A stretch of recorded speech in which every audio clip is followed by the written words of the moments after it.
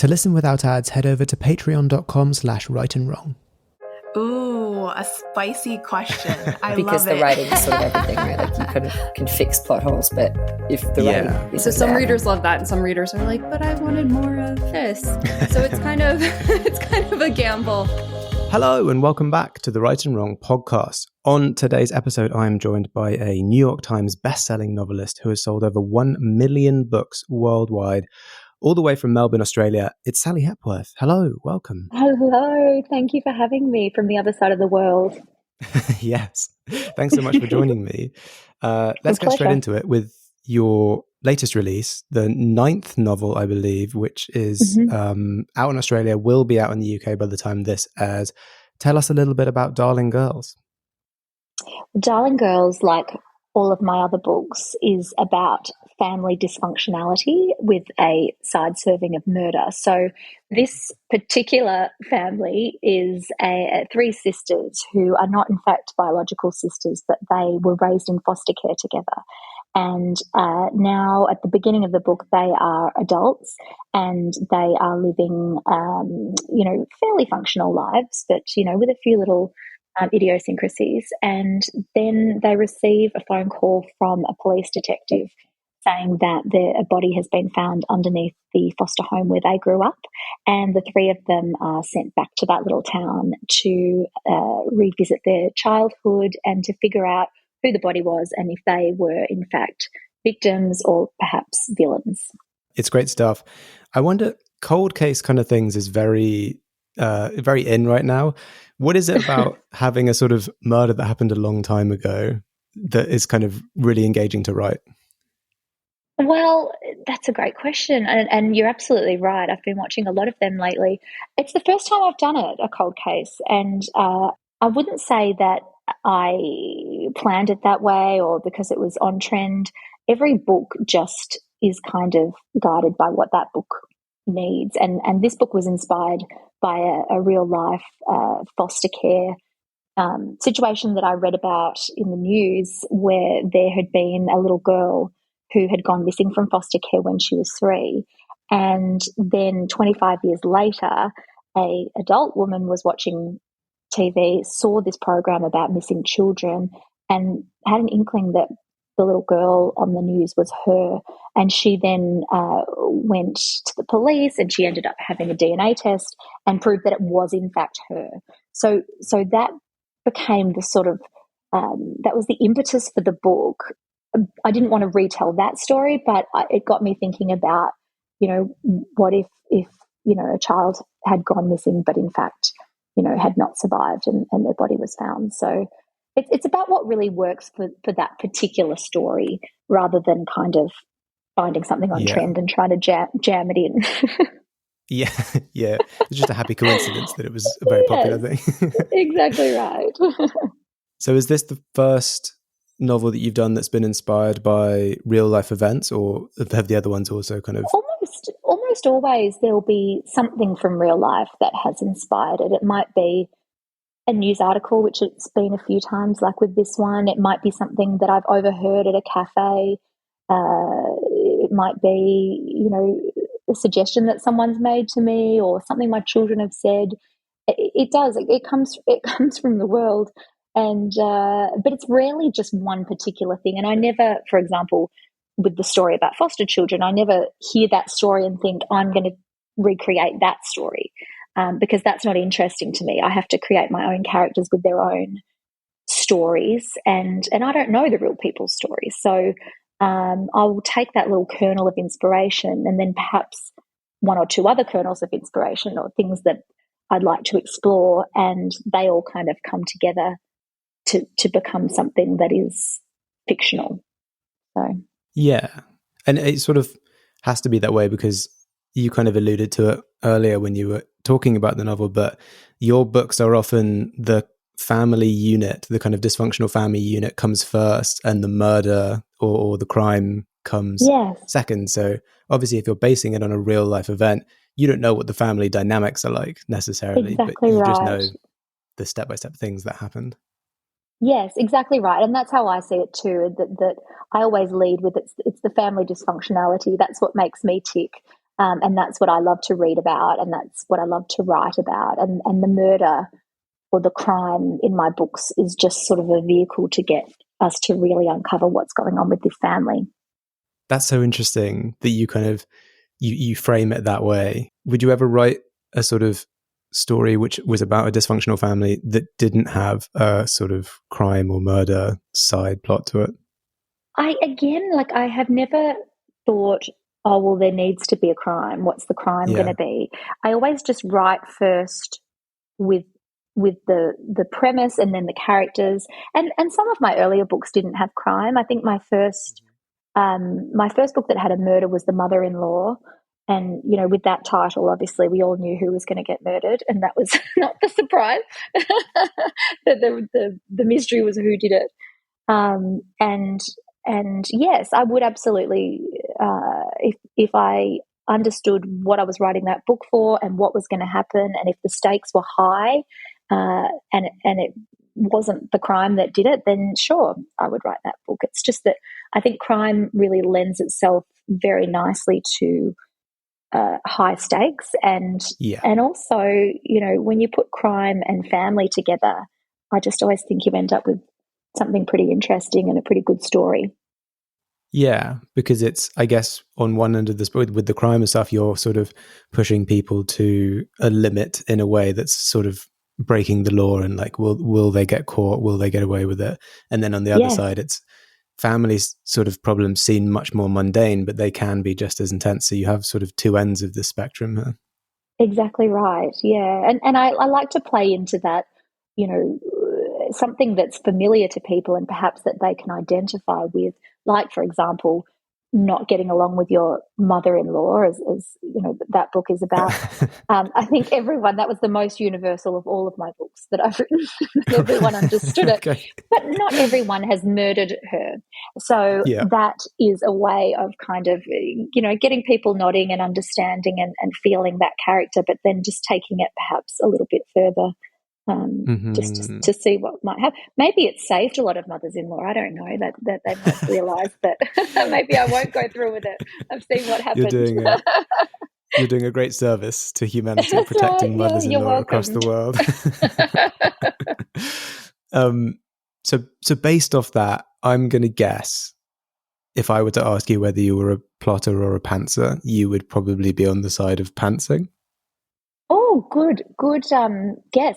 I don't even know the answer to that. Early on in my writing career, I would have said I was a plotter. Absolutely, I would have said that. In fact, I would have told everyone else that that's what they needed to do, because I'd written one novel and I plotted it, and that was how I did it. Now that I've written 9 and people ask me how I do it, I don't know the answer. I tell people to go and ask someone who's written one novel, because they'll speak about it with great certainty and they'll have a way. But for me, every novel is different, and some of them are very tightly plotted. Some of them are more of a pantser situation where I have a premise and then I just go. And then I've kind of done everything in between, like a really loose kind of high level plot, or I will have a few scenes that I'll plan out and the rest kind of will be made up along the way. The thing that is consistent is that I always end up doing a lot of drafts, and whether I plot or I don't, nothing saves me from that fate.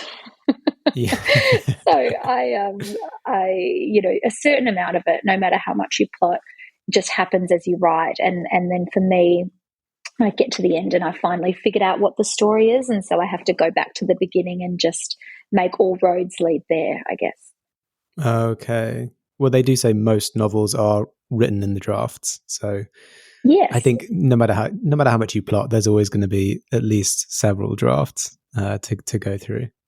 Well, I've met a couple of authors who, a friend of mine actually, will write from beginning to end and type the end and send it to her editor, which fills me with, you know, horror and dread. But I that's kind of what I love about creative people, is that we're all doing the same thing but so differently, and we're also all desperate for someone to tell us the right way. You know, it doesn't matter how many books you've written, how successful you are. I've sat in a room with Jane Harper and Leanne Moriarty and, really fantastic authors who've all their ears have pricked up and when another author's started explaining how they do it, because, we all kind of have this deep-seated belief that we're doing it wrong and that we need to figure out a better way. Yeah. So if anyone knows one, let me know. That's it, because I think we're all searching for like, oh come on, there must be an easier way than what I'm doing. An easier way, yeah. But deep down we all know that there is no one way of doing it and you just have to do whatever works for you. Exactly right. Or whatever you decide to try that day is the right thing for them. Yeah. I do think there's something to be said for trying different things. So like if you're someone who has only ever pantsed a novel, if you try plotting one, that novel might not work out for you because that's just not your style. But I think when you go back to the style you're used to, you will have learned or like picked up things just from trying it one time. Yeah, I agree. And I'm a big trier. I love to try. I'm very Gemini of me. Love nothing more than a new regime, a new way of doing things. But another friend of mine, an author, I tried to convince her to plot at one point and I got out all the index cards and I was going there and she just ended up throwing the index cards at me and saying, I'm not doing this. This is not how I do it. And I was like, well, okay. So, not everyone feels like me about those things, but I like to try. I'm still hopeful that there'll be another way I haven't tried that's going to make it easier. But there's no wrong ways. No, exactly. I'm really interested in your kind of approach. It sounds like, and this is not just from the plotting or kind of pantsing point perspective, but it also sounds like when you were talking about whether you would do something without a cold case or like whether the family unit would be first and things like that, is that you approach every novel in an entirely unique way. You don't sort of say, okay, so this is what I did last time, so I'm going to do that and put a twist on it. This is what I did last time. It sounds like you really kind of have an idea and then you're like, let's see how that grows and let's see how, and I'll tackle it based on how it develops. Exactly. Yeah. Which is why I find it really difficult to really nail down a premise when I'm speaking to my editors in the early days, where my books, I'm lucky enough that my books are contracted before I start writing them, and so my publishers, fair enough, want to know what I'm going to be writing about.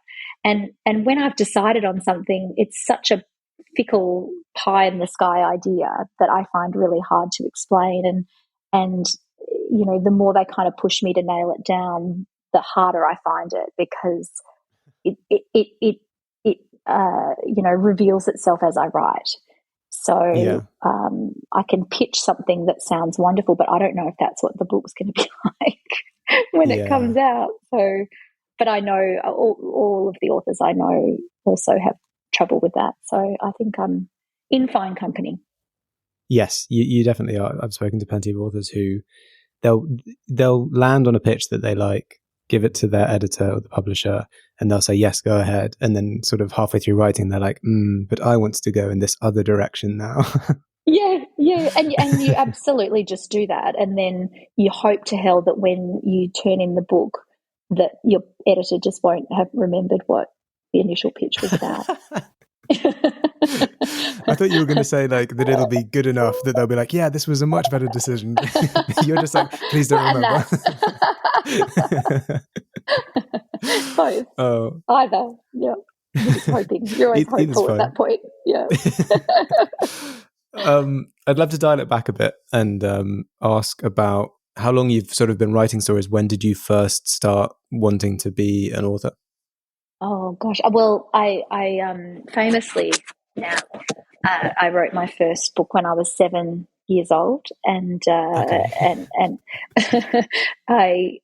decided I wanted to write a book, and I sat down at my kitchen table and I wrote a book of short stories that I called Mustard and Ink.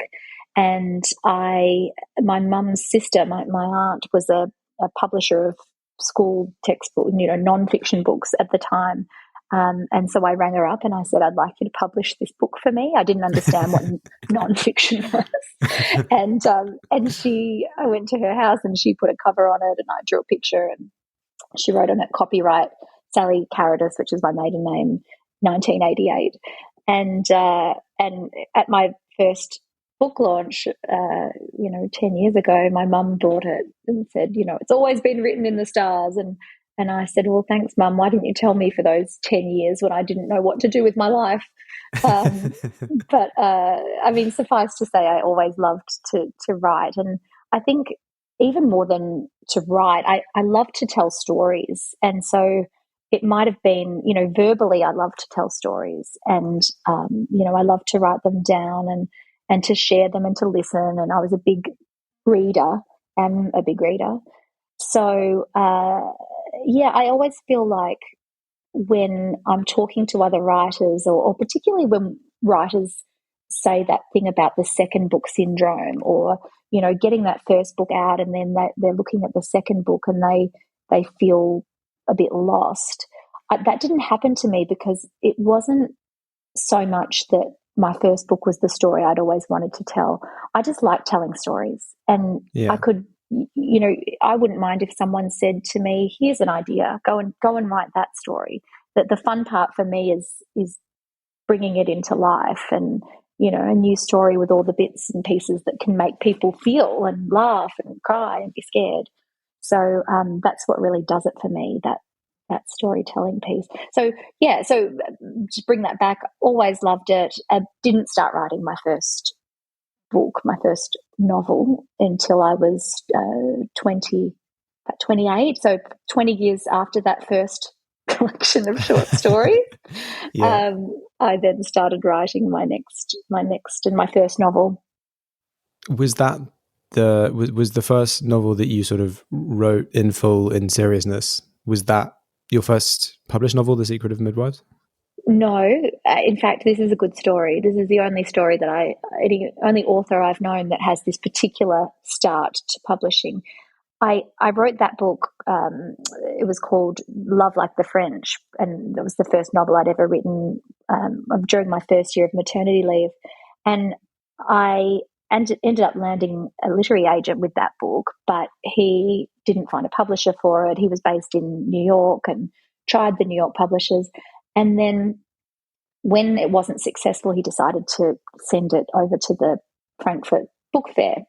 And at the Frankfurt Book Fair, it had an offer from a German publisher, a very small, offer. And so it was published. And so my very first book to be published was, in fact, in German. So the only two words I can understand in that book are Sally and Hepworth. So okay. I have never met anyone else that has happened to. So then my next book, and my first book to be published in English, was The Secrets of Midwives. Oh, that's so interesting. Mm. Did it sort of feel like you had two first publishings, because you the German one, I imagine you couldn't do that the same level of press or have the same kind of fanfare because you couldn't read the book that you'd written. and nor could anyone else, which I will say that now, I've written 9 more novels. I'm very grateful that no one can read it. And every now and then some people say, oh, my mum speaks German, or I speak German, or I'm going to buy it for my wife. And I say, oh, buy it, just don't read it.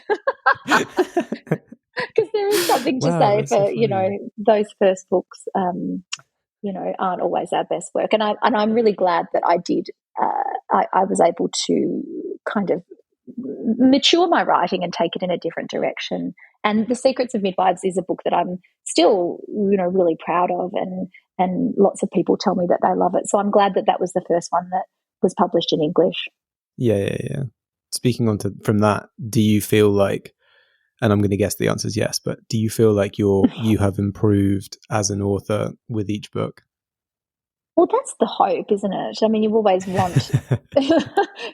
want everyone to say, this one, the latest one's the best one yet, and that you're in trouble when everyone's saying that book you wrote 10 years ago, that was your best one. Yeah, you peaked. yeah, and I suppose at some point we will all peak, but look, I can see absolutely that the craft has improved, and I find a lot of things easier, and I feel like probably most importantly I've really I've really nailed my voice, that elusive voice that takes so long for a writer to kind of fully understand. I know my author voice, and it comes very naturally. I don't think I could write that any other way, other than, in my own voice. But every book then is still a challenge in a different way. One book might be the plot that gives you grief. Another book might be the characters. Another book might be the particular research that you do, or the way that you wrote it means that there's some knotty part in the middle that you can't figure out. And I'm yet to have written a book that I found very easy or without troubles. So I think that might just be the way it is. But my goal, like all of us, is just to keep writing consistently good books that people enjoy. And if I can do that, then I'm happy. I think there's a strong argument to be made that if it were easy, everyone would do it. There's a reason that it's difficult to write a book, not let alone write a commercially successful book. Yeah, it's not easy, but it is the best job in the world. I wouldn't do anything else. Luckily, because I don't have any other skills. So let's hope that they keep getting published. I am sure that's not true, but no, it is. It's actually 100% true. But look, I'm doing okay right now, so I can keep on keeping on. Speaking about writing, and I'm sure that it sounds like your approach nowadays is very kind of fluid. Like you said, you kind of tackle these stories as they sort of grow themselves. But do you have like a schedule? Do you keep yourself on a strict routine that kind of locks you down, forces you to write for a certain amount of time per day or something? Yes. If I'm in the drafting period, then yes, I usually have got a word limit. I usually kind of try and write 2,000 words a day, roundabout. But now I write a book a year, which means that I'm pretty much straddling 3 books at any one time. I might be working on a first draft for one book. I might be doing publicity for another book, and I might be editing, a third book. And so it's a balancing act, and it's very rare that I would be, have a whole week where all I'm doing is working on that book. I'd be jumping across all of the different parts of being a writer, which includes, paying invoices and editing and marketing and putting stuff on my website or touring or, I'm absolutely lusting to get back from the tour that I'm about to go on, so I can sit down and maybe have a few uninterrupted weeks where it is, get up and put on my tracksuit pants and sit at the desk and, just get those words out. But it's more of a rarity than the norm now. Oh, okay. It's much more like, finding a couple of hours here and there. But as you say, I mean, it's absolutely a job, and I'm at the desk, 8 to 10 hours a day. It's just that it's more likely to be like anyone at work, that you do a bit of work, have a meeting, jump back to something else. It's much less writerly than I thought it might be when I started out, let's say that. Yeah, it's not like it's depicted in the movies where you're sitting looking out the window with your It's not Colin Firth in Love Actually, where it at the typewriter. All the time in the world. And also, where is my house cleaner bringing me a sandwich? That's what I want to know. Yeah. You said you usually have sort of 3 novels. You're sort of somewhere at a certain point across 3 novels at any one time. Is it? Yeah. Do you find it useful to have that kind of, to be able to sort of be like, okay, I'm doing this one for now, I'm going to move to that one, then I'm going to move to that one? Does it help kind of keep things fresh as you're constantly changing, so that you can never kind of get bogged down in one story? I think there are pros and cons. Like sometimes I think that there would be a lot more. It would be a lot better if I could just keep my head in one book at a time, because it's just that kind of, you pack up your tools and put them away and start working on something else, and then you kind of have to get them all out again, so to speak, and that can take some time to get your head back into something. it definitely keeps things interesting and keeps things ticking along. It doesn't, and it means that I am time poor and I'm constantly kind of jumping around. And I like that. That actually works with my brain pretty well. If it was, if we're talking about what is the most practical use of time, I think it would be much faster and probably more effective to just do one thing at a time. But who gets to do one thing at a time in this life? No True. one. Everyone's, Yeah. at work and their kids are there and they're, late for this or that. And so it's true with writing too. Certainly at a book a year.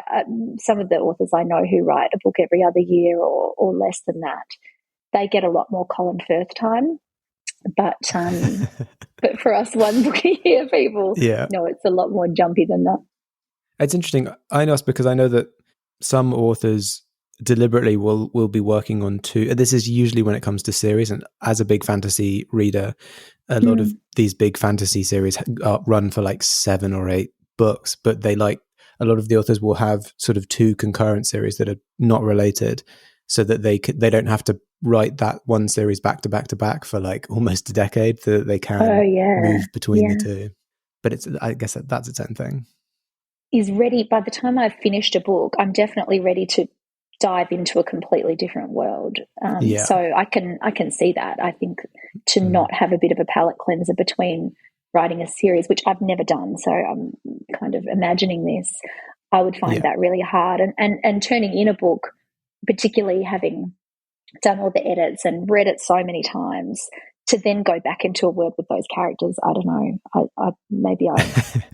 I don't know if I could do it. You'd want a break. I think I would, yes. Yeah. A palate cleanser, as it were. That's right. Speaking of books and their worlds, how many of your books have been optioned for TV and film? I think they all have now. I was I'm pretty sure, and I need to confirm that, but I'm pretty sure all of them have. And I think The Mother-in-Law was the first one to be optioned, which was my 5th book. But since then, they have all been picked up, and there's one I'm not sure about, but I'm pretty sure that all the rest of them have, and they're all in different kind of stages of development, and we've seen some scripts and things, and I mean, it's really exciting, and who knows? It's such a long game that it's so exciting to have something optioned, and then things start to happen, but then there's a delay, and there's writer strikes, and there's someone attached, and then they're not attached. But just to have people interested and reading the books and talking about the books in Hollywood is incredibly humbling, and I'm so excited and grateful. Yes, it's one of those, but it's one of those things where there's some wild statistic of what it is, where it's like the number of books that are actually made into films from their optioning versus not. But it's just nice to sort of dream, and you think one day maybe I could go to the cinema and see my book realized in live action. I know, and look, it's happened to some of my friends, and I've been able to go along with them, and it's just it's a cool thing, and even if nothing happens with my books, it's fun to have got it to this stage, and and for me, I suppose one question that I've had a few times is, do you dream about your book going to screen, or the big or the small screen? And of course the answer is yes, but for me, I think that the most rewarding part is seeing it do well as a book, because I am a reader from way back, and reading is still my number one thing. And so, to have people actually enjoying my words and the scenes that I have created, I think that is the real privilege. That the kind of screens, that's a nice to have, but the book doing well for its own kind of sake, that's pretty exciting to me. Yeah, for sure. I mean, and that's its kind of original, most raw, most true form. An adaptation will always be like a version of the original, right? Exactly right. Yeah. If one of your stories were to progress through the kind of into pre-production and the adaptation was being made, would you want to be involved in that? Yeah, well, I in the option agreements that I have. I am an executive producer in the contract, which sounds so cool, doesn't it? It's actually far less cool than it sounds. It pretty much just means that I get a credit at the end, and I have a seat at the table. So they, they'll include me in their conversations about scripts and about writers and about casting and things like that. And I, being, almost British in my ways of doing things, I'm very good at just deferring to the people who know more about it than me. And and then, every now and then reading the script and writing a comment just so they know that I've actually read it. And and then just staying out of it and leaving them to do their best job. But yeah, look, I all of the people who have optioned my books, they're people that I'm so excited to be working with and people who are real experts in their field. And so I would really just consider it a learning process to be involved. And then maybe if a few of them get made, then I might have some things to say down the road when I've got a bit more experience with it. Yeah. I think that's the way to do it, really, especially because screenwriting is a very different skill to writing prose. And then even beyond that, adaptation is a whole skill of itself. Making that kind of translate onto a different medium is it's a tricky thing to do. It's what I would do, and as an entirely British person, I would say yes, 100%. I would immediately defer to everyone around me. Yeah, well, no, and I agree. It's a completely different skill to do screenwriting, and I wouldn't be any good at it because I love narrative. I love the stuff that we say in between the dialogue, and what's really going on in their head, and so much of that is to do with the director and the actor if it's a screenplay. So it wouldn't be something that I would be desperate to do, write a screenplay. Not yet, anyway. Maybe never say never. Maybe sometime. Yeah. Maybe one day. So that brings us to the point in the episode where we go to the desert island. So Sally, if you happen to be stranded on a desert island with a single book, which book do you hope to be stranded with? It feels a bit basic to say this, but I loved Where the Crawdads Sing. I think that's probably, I loved it. And I also think that is a book where I would really go over and over. And you imagine on a desert island, you might get to read it quite a few times. If we're talking, as long as Gilligan and the skipper were there for, I'd probably get to read it hundreds of times.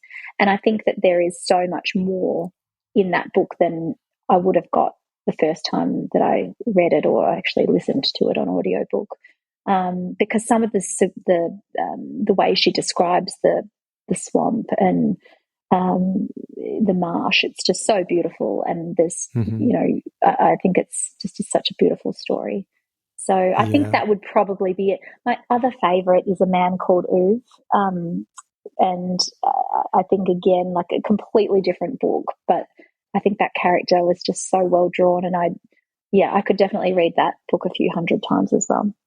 A few hundred times. I mean, they're great choices. Both of those great choices. So what is your desert island book?